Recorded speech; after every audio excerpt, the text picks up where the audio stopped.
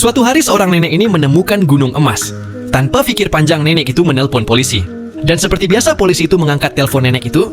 Ternyata yang mengangkat telepon ini polisi yang terlilit banyak hutang, kita sebut saja namanya Agus. Lalu si Agus bergegas ke gunung emas tersebut untuk memeriksanya. Ia memerikasanya mengikis permukaan gunung emas itu. Nenek bertanya, apakah itu beneran emas? Tapi Agus mengatakan, ini bukan emas, melainkan hanya besi berwarna kuning.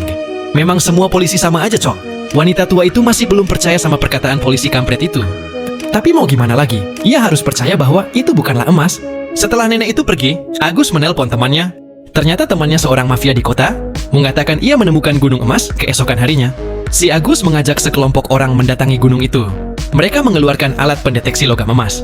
Semua orang menunggu dengan saksama hasilnya. Ia mengatakan gunung ini penuh dengan banyak emas.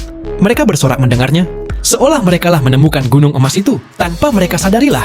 Nenek tua itu mendengar semua percakapan mereka. Nenek itu sadar bahwa ia telah dibohongi. Dengan marah ia bertanya kepada Agus mengapa dia berbohong kemarin.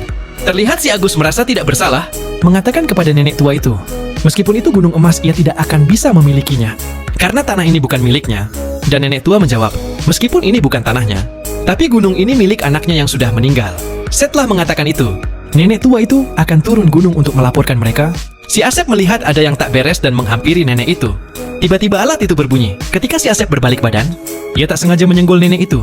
Seketika nenek itu terjatuh, semua orang turun untuk memeriksa nenek itu. Ketika mereka mengira nenek itu sudah mati, tiba-tiba nenek itu membuka matanya. Ketika si Asep berusaha menyelamatkannya, seketika itu si Agus berkata, apakah kau sudah melunasi hutangmu? Si Asep pun ragu. Ia terpikir tanpa wanita tua itu semua, gunung emas akan menjadi milik mereka. Lalu si Agus kejam mencekik nenek itu hidup-hidup. Nampaknya semua mereka lakukan. Semua dilihat oleh orang tua ini.